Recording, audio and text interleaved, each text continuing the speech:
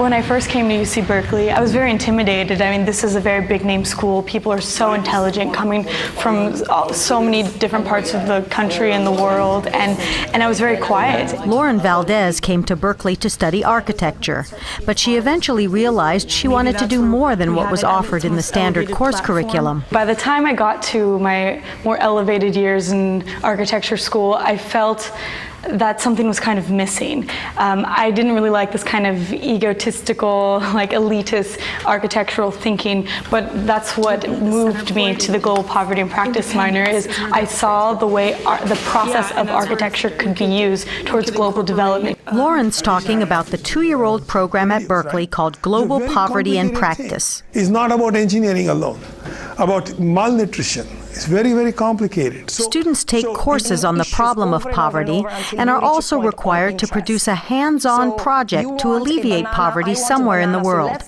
Lauren and her classmate Nicole Walter chose Bolivia. They designed and built handicapped accessible walkways at a rural orphanage and farm to better accommodate its disabled workers. It was so eye-opening to see that process move from something being on paper to something being built, and seeing how it affects the people who use those things. The Global Poverty and Practice program is part of the Blum Center for Developing Economies, established with a $15 million grant from real estate developer and UC Regent Richard Blum. Most people don't live anywhere as well as we live. We have an obligation not only to help them because it's the right thing to do, but in the end of the day, grinding poverty and ignorance is a destabilizing factor that can eventually hurt us all. Already in just 2 years, Global Poverty and Practice has become Berkeley's fastest growing minor with about 300 students. The introductory course grew from about 200 students in 2007 to a capacity enrollment of 724 this year. What I love about the growth of the minor is that it has reached students in a wide variety of disciplines and professions. City and regional planning professor Ananya Roy is in charge of the curriculum for the Global Poverty program. Orphans whose mothers were infected. The extensive coursework required for the minor includes the study of various models of poverty alleviation and training on the history and condition of the particular region of the student's project. They have to do what they have to do in order to put food on the table, in order to educate their children. Roy says that's what makes these students different from the average global volunteer. What we've been able to do with the minor is to bookend that experience by having students, before they head out, really think about what they're going to be doing and why, and in difficult and critical ways. And when they return, to reflect upon what they are doing and how the experience they've had in the field may have possibly transformed their own professional goals. That's exactly what Jonathan Lee says happened to him. As a public health major, he spent a summer vacation as a volunteer in healthcare clinics in Honduras. And I was really shocked at what I had seen in the clinics as well as outside of the clinics that we set up. And I kind of came back really angry and frustrated at what I had seen and very almost helpless.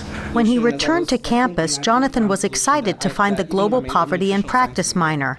Now armed with much more knowledge, he went back to Honduras with a 2-pronged project: to educate Hondurans on basic hygiene, sanitation, and nutrition, and to train healthcare workers in communities that are too far from healthcare centers.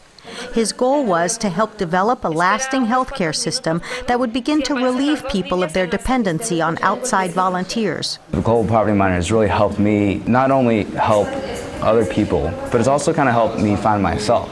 It's really shaped, I guess, everything that I'm interested in now, and it's really supplemented it as well. In fact, Jonathan spent last semester working with other students who are preparing their global poverty projects, providing first-hand advice on what to expect and how to prepare. And he heard a further call to action when the Blum Center invited the Dalai Lama to campus. I'm one of the 6 billion human beings, nothing special. So each of us have some moral responsibility to think well-being of the 6 billion human beings, because we are part of that. The individual's future much depends on the rest of the 6 billion human beings' well-being. Go away. Soon, the Global Poverty in Practice program will have a home of its own. At the recent Blum Center groundbreaking ceremony, Al Gore discussed the significance of such a program. What has made this so exciting is the demonstrated commitment of the student body here to this curriculum. I will predict for you that this will quickly become a center of global importance. The ambitious vision of the Blum Center has taken root quickly and more firmly than even its initiators had expected. The concern initially was, well, who would be crazy enough to do this minor? That it would be a boutique minor with a handful of students. But I think over and over again, Berkeley students have shown that the more we challenge them, the more they live up to and exceed those challenges. From UC Berkeley, this is Roxanne Makashjan.